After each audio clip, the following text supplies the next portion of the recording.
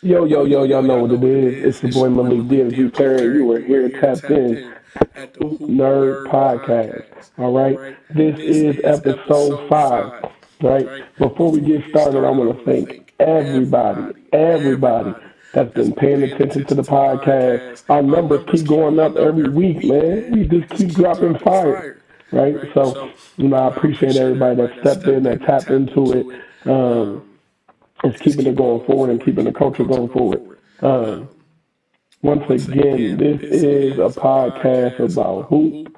We talk a lot of things about hoop, what's going on in the hoop world. Um, we haven't really touched on the NBA and all that type of stuff, man, because there's too many programs that do that. So we focus on the essence of the hoop, man. We take it back to the essence, to the nitty gritty.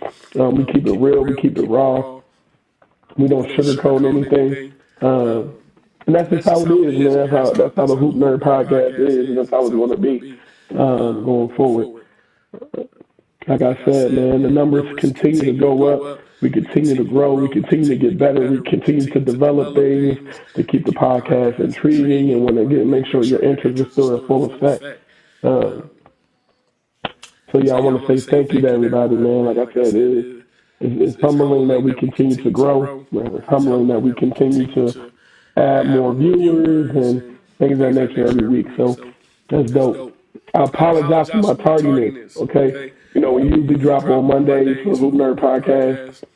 I had a lot of coaching responsibilities this weekend, and I've been a little under the weather, so I didn't get a chance to record the content and drop the content. So I apologize for my tardiness. It wasn't on purpose. But like every episode, man, we're going to get started and jump right into it, okay? We always start with the most disrespectful play of the week. All right? I have a funny one for you guys, okay? Now, I know the last four, they've been real serious with dudes dunking on them and things of that nature. And that's all cool and all well and done, okay? But the most disrespectful play of the week this week got to be a funny one, all right? And it comes from a brother and sister combination, okay? I'm done talking. I'm just going to show y'all, man. So Big Sister is playing one-on-one against her little brother. He fouling, he hacking, he posting, pivot, spin move, hit a bucket, elbows, pow, and one. The reason this is most disrespectful, okay, is because let's look at everything that the sister had to go through to get this bucket, okay? Little brother's grabbing on her, tugging her, elbowing her. She turned and hit him with an old school Shaquille O'Neal elbow to the face. Well, she gets a bucket, right? That's why it's most disrespectful play of the week. Because she literally little boyed her little brother, all right? Through all the fouls, she didn't complain not once. She didn't sit there and say, stop fouling me, stop grabbing me. She figured a way to get a bucket, right? And that is why this is the most disrespectful play of the week. I'm just saying, you gotta find a way, right? She didn't complain. She didn't say stop following me. She didn't look at him and say that's hacking. She found a way to get a bucket through the foul, through the grab, through the tugs. She said, "You're going to catch this elbow, little brother, and little baby, little brother." So she gets the most disrespected play of the week, right? Now, before we get into that topic, we got to pay the bills, okay? We have to pay the bills. So, this episode of the Hoop Nerd Podcast, that's all episodes of the Hoop Nerd Podcast, is sponsored by yours truly, the Negro Athlete brand, right? You can find all your Hoop Nerd content, Hoop Nerd merch, Negro Athlete merch here at the NegroAthleteBrand.com. You just riding the bike, exercising, driving in your car, and guess what? You want to get some real life, down to earth, nitty gritty hoop facts? Why not tap into the NegroAthleteBrand.com, hit podcast section, download the latest Hoop Nerd podcast, and you on the way.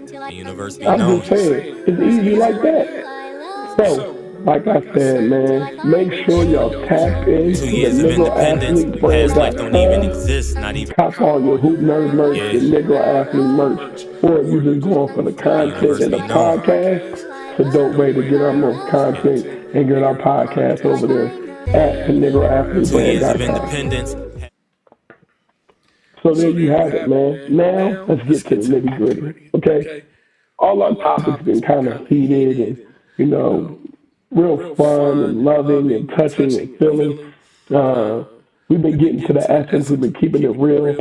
Um, and a lot of people tell me like, "Oh, Malik, you're talking about the players. You're talking about the trainers. What about these coaches? What about the coaches?" And I had to sit there and I was like, "Well, are you going to touch base about the coaches?" Yeah, we don't hide from nothing at the Hoop Nerd Podcast. Okay? One thing we take pride in is we're going to keep it real. We're going to keep it honest, right? We don't sugarcoat anything. We're not going to sit there and just act as if coaches don't have flaws or things of that nature. We do. But there's type of coaches that you have to deal with, okay? So we're going to break these coaches down, okay? First thing we talk about is the spectating coach, okay? We're talking about the spectating coach. People are like, oh, the spectating coach, what is that? The spectating coach is somebody that paid their money to come into this game to observe not the players, but observe you as a coach and what you're doing wrong. Okay? Now, these spectator coaches, like I said, the key is they paid their money. All right? They paid their money. They came in to say, you know what? I want to enjoy the game, but I also want to criticize the coach and what he's doing. So this spectator coach is a fan that's always yelling from the stands, "Coach, you need to do this. Coach, you need to make this sub. Coach, you need to make this player. Coach, you need to make this adjustment," right? And these individuals have the same opportunities that you had as a coach to apply for the job, right? Now, I'm solely speaking on the middle school, high school aspect right now. We're going to trickle up the line to the colleges and the professionals, right? But these individuals come to the game, they paid their money. They came and paid their money, their hard-earned money, just to come to the game to critique you, right, on what you're doing right and what you're doing wrong. Right. And these individuals may have some type of basketball background. They may have some input when it comes to the game of basketball. They may have some distinct knowledge of the game of basketball. But it's easier to make those decisions where there's no pressure on you in the stands. It's easy to say what you would do. What play you will run, what defensive scheme you will run when you're in the stands. You're not pressured in the stands. In the stands, there's no pressure. In the stands, there's no, whatever decision you make in your head and yell out at the coach, it's not going to affect your win-loss record. Now, these coaches don't spend the time of day that individuals that are coaching the program, scouting teams, putting in game plans, right? They're not staying up hours in the night, looking over opponents' strengths and weaknesses. They're not breaking down, dissecting film, cutting clips, sending them to the players, showing what will work and won't work. These individuals are only going based off the current game that they're seeing at the current moment in time. And remember what I said. They distinctly came to the game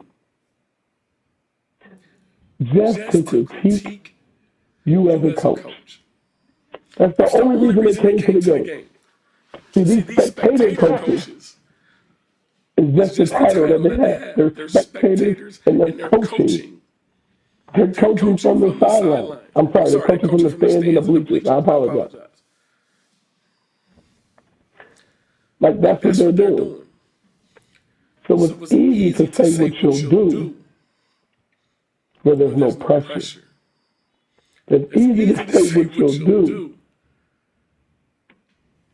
where you have no skin in the game. A win or loss doesn't matter to you because you can't get fired at the end of the day being a spectator coach. You can't. So as spectator coaches, it don't even matter. And then us as coaches that put the time in, like, we don't even pay attention to y'all. Because as much as you would like to critique us and what we should do and what we shouldn't do, you have the same opportunity to apply for this position as I did.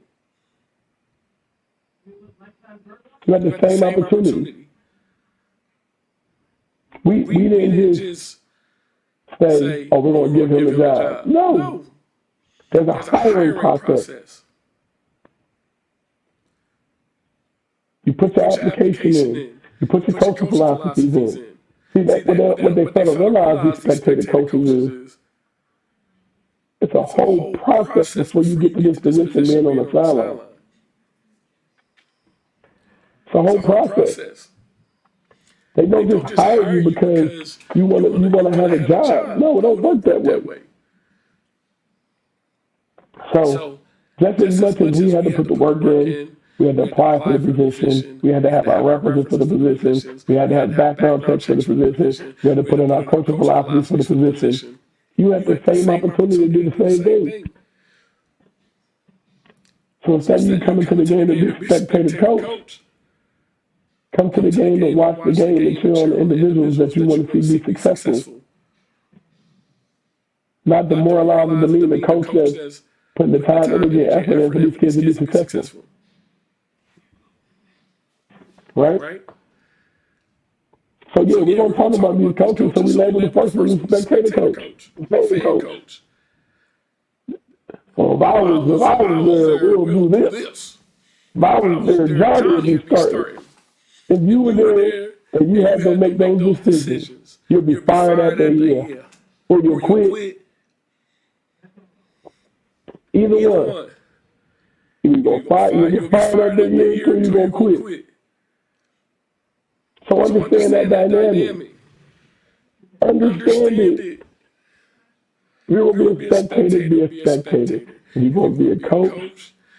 Make sure you go through all the guidelines there is to be a coach, submit your application, and see if you can possibly change the dynamic of what's going on. But if not, be a spectator, be a fan. See when things go right. Hit the when things go wrong. We're okay with that.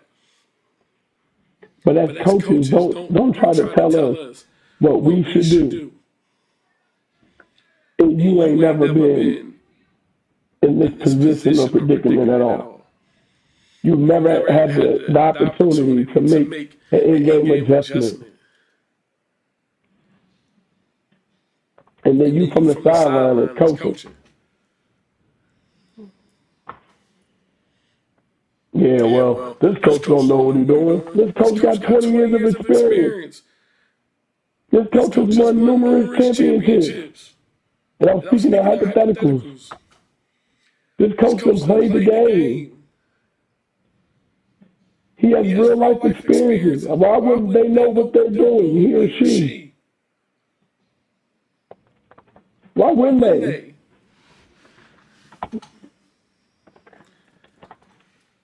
Like I said, spectator coaching is easier for you to say what you would do when there's no pressure upon you.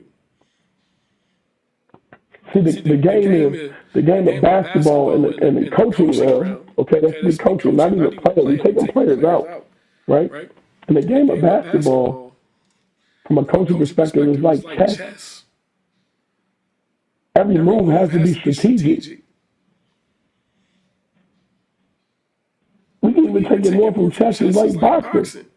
You got to know counters. You got to know adjustments.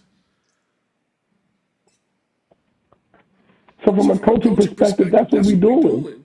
We're trying to figure out these weaknesses that we see that this opposing team has, as if the same thing they're trying to do with us. Same thing. So yes, it is easier to be a spectator coach. It's easy to be up in the stands and make these decisions in your head what you would do. And guess what? It's probably a 75 to 85% chance. If you was on the sideline, and the decision that you make won't work. What's next? Back to the drawing board. Can you make that adjustment? Can you make that adjustment when things don't go right? Can you make that adjustment? When you put something in head in your head, so, oh, this gotta work, it's gonna work. And then don't work. What's next? See, a lot of you spectator coaches can't do that.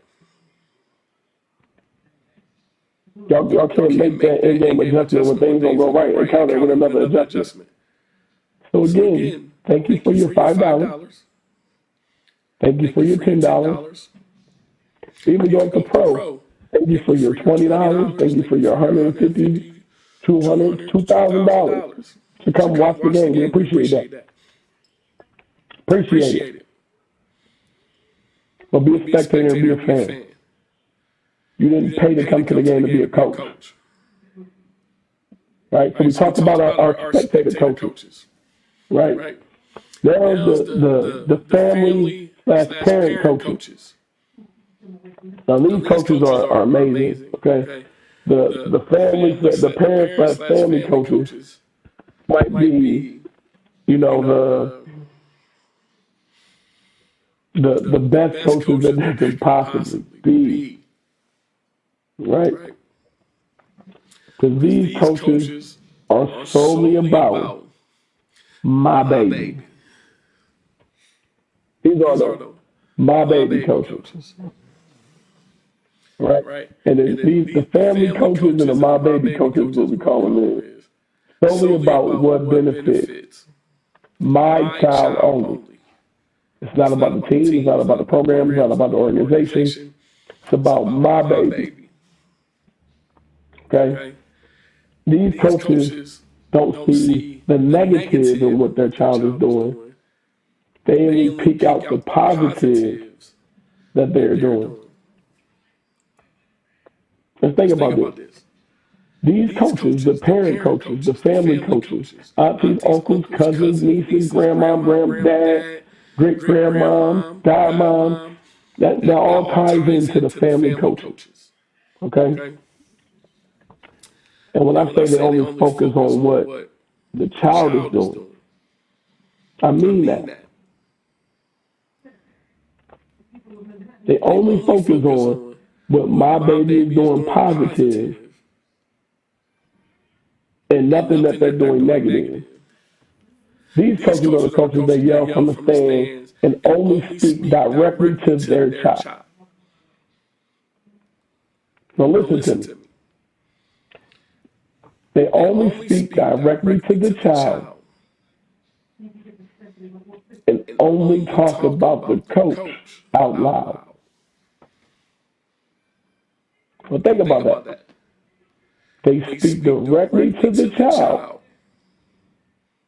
and talk about the coach out loud. Now, we all have seen these family coaches, right? In the game, and they're like, my child not getting enough shots. Such and such, you gotta shoot the ball. You gotta shoot more. Take it to the basket. Come on, wide open, you gotta shoot that shot. You call your guys, your kids things to get benched. They get benched doing that. They only talk to their child. They talk to their child. That's what they do. Come on. Such and such. You got to hit that shot. Your team's not doing nothing. Take over. Do what you got to do. Get to the basket. They follow you every time. No, they're not. See, the family coaches only see the benefits in their child. It's forget the team aspect of it. And we don't care about the team aspect. We don't care about that. It's legitimately about my baby. Only my baby. Everything is emphasis on what my baby can do. That's the emphasis. It's not about team success. It's about individual success when we're dealing with my baby. The main focus is what my child can do, what I want to see my child do. Right? So when, like I said, they're coaching their son directly from the sideline, which is also interfering with what the coaches have to say. How many times you guys have seen, or you guys have been the coach, right? To see your kid getting coached by his parents or one of his family members in the stand, looking in the stands at the same time as you're trying to tell them direction. Think about that as a coach. Think about that. You're trying to coach a team. You're sitting here doing your job, what you're getting paid for, your due diligence. For your players to look in the stands while you're coaching to their parents, as at the same time you're trying to provide them and the team with direction. Parents, family members, y'all being a distraction at that time. I'm guilty of doing that as well. See, that's the thing. I can take ownership for things that I do as well. I got a 13-year-old, like my son, my other son, 11 to death. He had a terrible coach one time. Coach ain't know what he was doing. I started coaching my kid from the sideline. I told myself, man, now I'm turning into one of them. Turning into one of them now. I'm turning into a parent coach, a family coach. But what I'm doing is taking the power away from that coach. You entrusted your child to be with this program, this coach, this high school, this organization, whatever it is. You entrusted this individual to take full responsibility of your child's athletic career. You did. You entrusted him. So allow those coaches to do their job. I had to struggle with that as well. I think I know the game pretty well. Right? I studied the game. I played the game at a high level. Recruited the game. Everything under the sun. Right? I did that. But I have to allow this coach to do his job if I entrusted my child with this program, this organization, this school, this university, whatever, this professional team. I have to allow my child to be coached. Because if I continue to throw my 2 cents in and distract my child, 2 things has happened. I'm taking the power away from that coach. My son going to be on the pine. So old terminology, that means the bench. New kids now get the nice little seats with the cushion. We can say that. But I'm taking that power away, and at the same time, I'm allowing my child the opportunity to sit that pine. Because kids are going to be kids. We tell our kids, you listen to me, you listen to your parents. You listen to your parents every chance you get. Listen to your parents. You respect others, you respect adults. Right? So when it's game time and a coaching round, your child is disrespecting his coach because he's listening to his parent. That's what you instilled in them. That's what you told them. You told them, listen to your parents at every chance you get. Listen to your parents. Listen to your parents. You're right. But also, you gotta allow other individuals to coach your child if you entrust your child with them. You have to. You as a parent, yelling from the stands, yelling from, the sidelines, from the bleachers.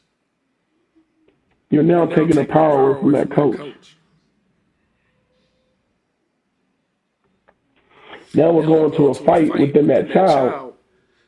Should I listen to my coach? Or should I listen to my mom and dad or my guardian, or my auntie, my uncle, my grandma? And in turn, dealing with me, your child will be on a bitch. So now you just hurt your child because you want to be that parent coach, that family coach. Now you're on the bench. What you gonna do now? You gonna try to sit here and blame the coach that, well, it was coach's fault. No, it wasn't coach's fault. It was your fault. It was your fault. Right? So those are the family coaches. Okay. Now we go into our realm of coaches, the high school, college, professional. Okay.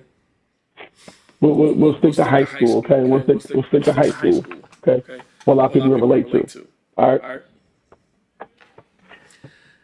When you first start your high school season, before it starts, your AD tells you as a coach, you and your program, you need to set up a parent meeting, right? So in this parent meeting, the coaches, pretty much break down to the parents their philosophies, the rules of the program, the guidelines of the program, the expectations of the program, and just pretty much break down how they see the season going and what's the expectations from him as a coach on parents and what parents expect out of them as a coaching staff, right? So when you start the season off as a coach, you're breaking down, this is what my program is. These are my expectations from the parents in my program. These are my expectations from the kids, the players in my program, administration, and then this is what I expect out of you as parents, all right? So we break that down. And one of the key things we talked about is, in our program is, told our parents, allow me to coach your children for the 3 hours that I have them 5 days a week. So that's our primary thing that we ask, right? Allow us to help raise your young men in this athletic field for the 3 hours a day, 5 to 6 days a week that we have them. Right? For expectations. So when we come in and we put the time and the energy and effort, so I'll take me as an example, okay? You have different type of coaches. I'm the fiery coach, right? I'm fiery. I'm all over the place. Very emotionally invested. I'm a cursor. I'm a yeller. But I also, the last thing I always say to you will be positive. Because I'm a firm believer in coaching that you're going to listen to the first thing I said and the last thing I said. So the most important things I need to tell you need to be in the first couple things, first couple seconds, and the last couple seconds. Right? You don't really care too much about the filler and the meat and potatoes in the middle as a player. Right? We're going to be honest, right? I learned that early on as a coach, right? Even as a player. I listen to the first thing you say to me, I zone out the rest of it, and then I hear the last thing you say to me. Because you look at it even as a parent, you hear what I just say, right? Your player's attention span is short, right? We have very short attention spans, right? That's why in the game of basketball, unlike football, you'll be able to get over it quick, right? Football, you get a tackle, take about 30 seconds to a minute. You can gather yourself. Right back on the field. Basketball, you get a turnover, you got to sprint down the floor, try to get a block. They score, hurry up and get it in. The game too fast paced. Right? So me, with that time worrying about the meat and potatoes, I need to focus on the first thing that you told me and the last thing you told me. So you act like you as parents, right? Even when you ask the kid, what I just say, right? And I just use the analogy. They always say the first thing you said and the last thing you said. They can't tell you that you said it in the middle. Right? They hear, I'm going to beat your ass if you. And then you might say a couple things in between. Now go clean up your goddamn room. Right? Look at that as a parent, right? As a parent, you say, they hear, I'm going to beat your ass if you don't clean up your room. They don't hear that. I told you for 2 weeks now you need to clean your room. I've been telling you, you still ain't listening. Right? Now go clean up your goddamn room. They don't hear that. I've been telling you for 2 weeks now. They don't hear that. They heard you say, I'm going to beat your ass if you don't clean up your room. Now go clean up your goddamn room. That's what they hear. So just like players, right? If you miss an assignment, it's my job to tell you, hey, you can't get 2 feet above with that back door. That's how they play it. Anytime you get 2 feet above, they're going to backdoor you. So you got to make sure you're in defensive position. Now don't let it happen again. They ain't hear that. You got to make sure you're in defensive position. They heard that. You can't get 2 feet above or they're going to backdoor. And they heard that. Now don't let it happen again. They hear the middle. Right? So as coaches, right, we're sitting here trying to develop your child with an understanding and comprehension of the game of basketball. Basketball is like a class as well, right? Us as teachers, we are the expert of the class, right? So as coaches, allow us to be the expert and the teacher and the instructor and the professor of this class, which is the game of basketball. We're teaching this class. Allow your student athletes to be students like they would be in a classroom with their teachers.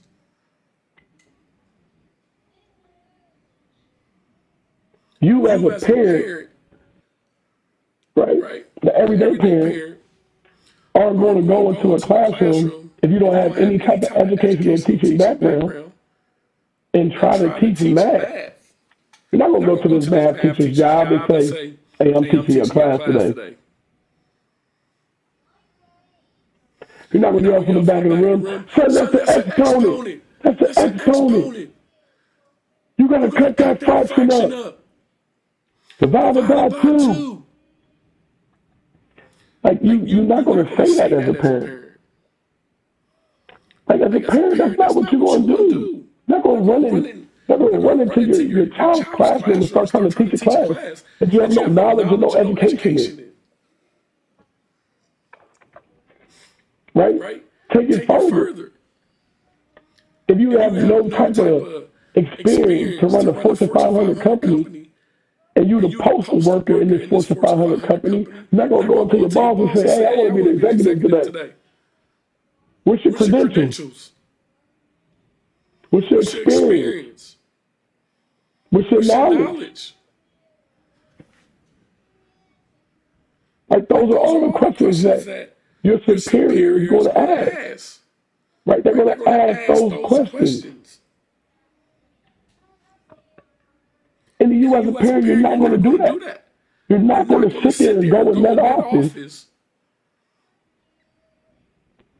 and say, hey, I'm running this today. And you have no experience or knowledge of doing it.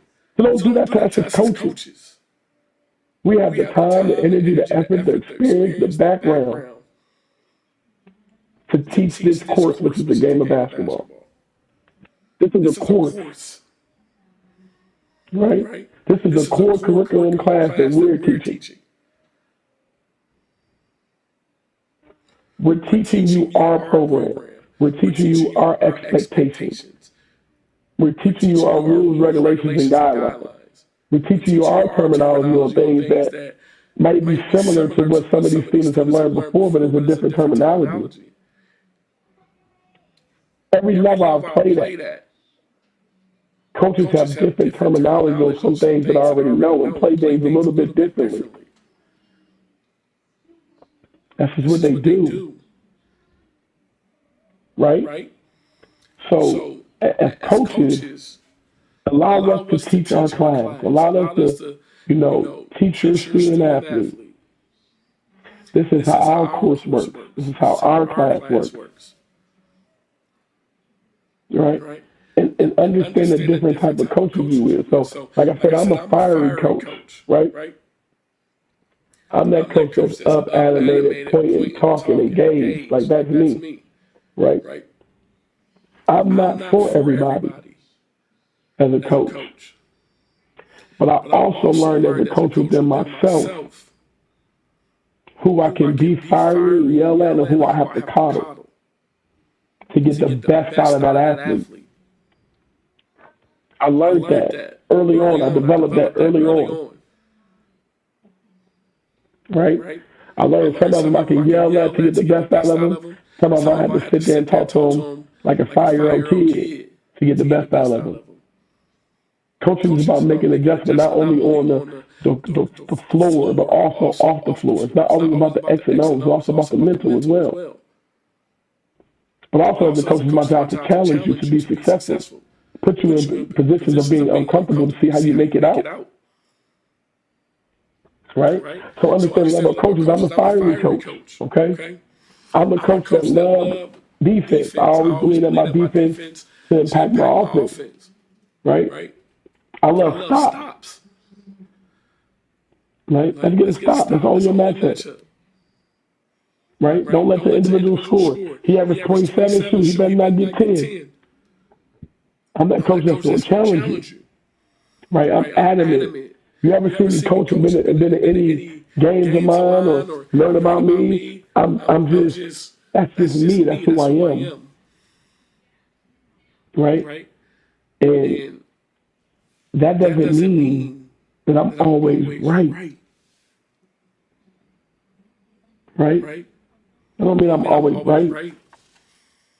I'm just engaged differently, right? I emulate every coach that I have been successful under. Right? I'm a coach that's going to challenge you. I've been challenged by all my coaches in my life. I'm a cusser. All the coaches I've been successful under have been cussers to get the best out of me. So you emulate the coaches that you didn't have that you got the best out of. Like, that's how coaching works. Right? You have your real chill, laid back coaches. Right? Who believe all their work is done in practice as far as preparation, and in the game it's supposed to just flow. They're not fiery, they're not standing up, they're not yelling. It doesn't mean they're not engaged. They just engage differently. See, people think because a coach is sitting down or not yelling or don't get technical fouls, that coach don't know what he's doing. Like, that's how dumb some of these individuals think. Like, listen to that. Because you and some coaches don't yell, aren't fiery, don't talk. They're not good coaches. That makes no sense. Makes no sense at all. Right? They're just taught different. They emulate what they were successful under. These are the colony coaches they were successful under. So allow them to coach the way they coach to still get the best out of their players. The hard thing, I'll tell you a secret about coaches. We hate being wrong. We're very stubborn. All right? Very stubborn. You know? A lot of coaches are about self, really. Right? A lot of coaches. Not all. A lot of coaches. But that's what makes us hard workers and successful as well. Like assistant coaches who are trying to go get head coaching jobs, they take pride in, preparing a team to win. High school is about scouting. It's about the scout report, right? High school is like, hey, I did this scout. I did the scout to the best of my ability. We got the win on this scout. I am the reason we got to win, right? That's what some coaches, think, right? I did this, right? Then you got the coaches that we did this. We put together a scouting report. We put our players in position to be successful, right? I can tell you now, my high school coach staff I'm on, I'm the firing one. My coach now is a legend, Chandler Thompson, not only in Indiana basketball, but in NCAA basketball. He a legend, a pure legend. Look up Chandler Thompson when y'all get a chance, right? A legend. Knows the game off offensive genius. Pro set, everybody under the sun. When he coach, he sit down.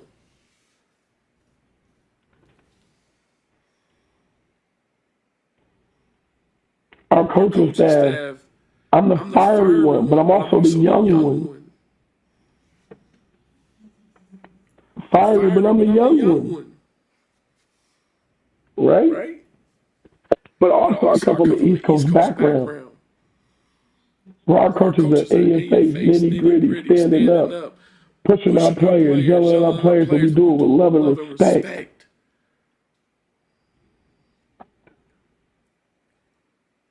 Right? So understand, every coach your child has is going to be different.